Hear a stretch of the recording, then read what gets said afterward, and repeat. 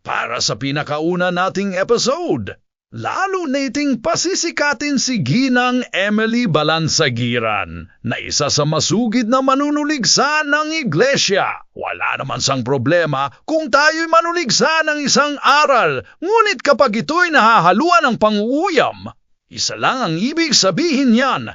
Hindi bukas ang isipan at walang alam kung hindi ang tanging kanya at dapat nang sawayin upang kung di man matigil ay mahayag ang kanyang kamangmangan. Ganito ang post niya sa Facebook noong February 19, 2026.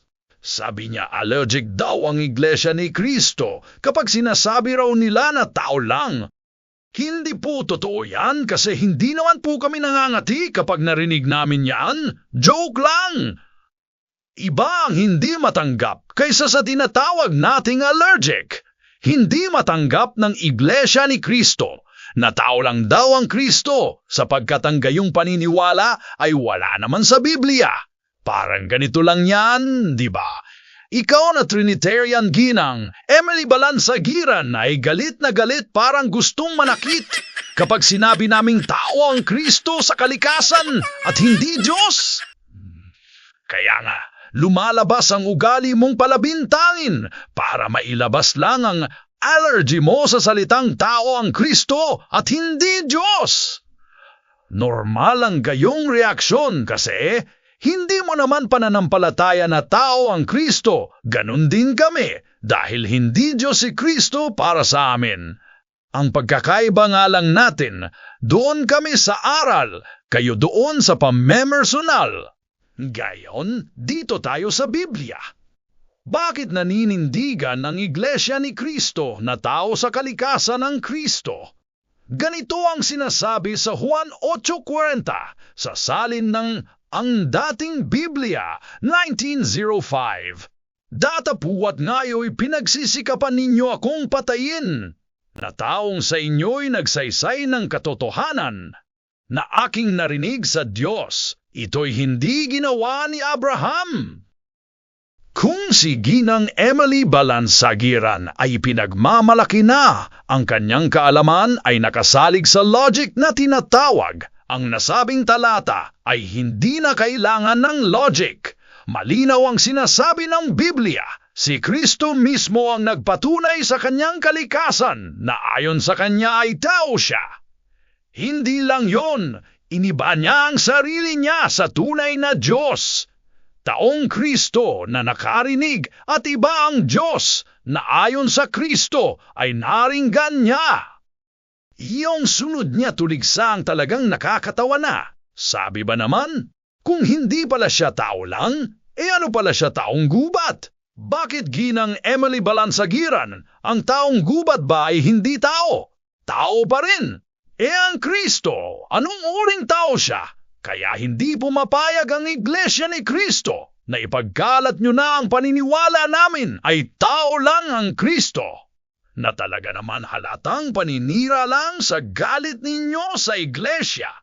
Napakataas ng pagkakilala namin sa Kristo at ang pagkakilala namin sa Kanya ay ayon sa itinuturo ng Biblia at hindi ayon sa gawa-gawa lamang ng tao. Siya ay ginawang Panginoon at Kristo ng Diyos ayon sa Gagawa 2:36. Binigyan ng kapangyarihan ng Diyos na nakasulat sa Mateo 28:19. Ginawa siyang ulo at tagapagligtas ng katawan sa makatuwid bagay ng Iglesia na nakatala sa Efeso 5:23. Iniutos na siya ay sambahin para sa kaluwalhatian ng Diyos Ama na pinasulat ng Diyos sa Filipos 2:10-11 at marami pang ibang katangian. Kaya hindi tao lang para sa Iglesia ni Kristo ang Panginoong Jesus na gaya ng paninira ni Ginang Balansagiran. Ngunit sa kabila nito ay nanatiling tao ang kalikasan ng Kristo. At may napansin po ba tayo? Lahat ng mayroon si Kristo ay bigay lamang ng tunay na Diyos na walang iba kundi ang Ama. Kung gayon, tanungin po natin ang ating mga sarili. Ang tunay ba na Diyos ay binibigyan lamang ng mga katangian lalo na ng kapangyarihan. Ano tinawag siyang makapangyarihan sa lahat kung bibigyan lang pala ng kapangyarihan? So, logic di ba kamo, Ginang Balansagiran, ay payo mo yan sa sarili mo. Bilang panghuli, sabi mo, hindi siya magbabago kailanman. Ibig sabihin, tao lang.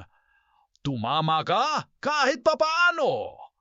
Tama iyong sinabi mo na ang Kristo ay hindi magbabago kailanman. Kasi yan ang sinasabi sa mga Hebreo 13:8. Si Hesu Kristo ay hindi magbabago kailanman. Siya ay kahapon, ngayon, at bukas. Samantala, doon sa pamintang mo na tao lang para sa amin ng Kristo, ganito ang sabi sa iyo ng namayapa mong puno na si Soriano. Wala nun! Wala nun! Wala nun! Abangan po ninyo ang ating pangalawang kabanata. Don't forget to leave comments, like this post if you like it, and subscribe. Kita Kits!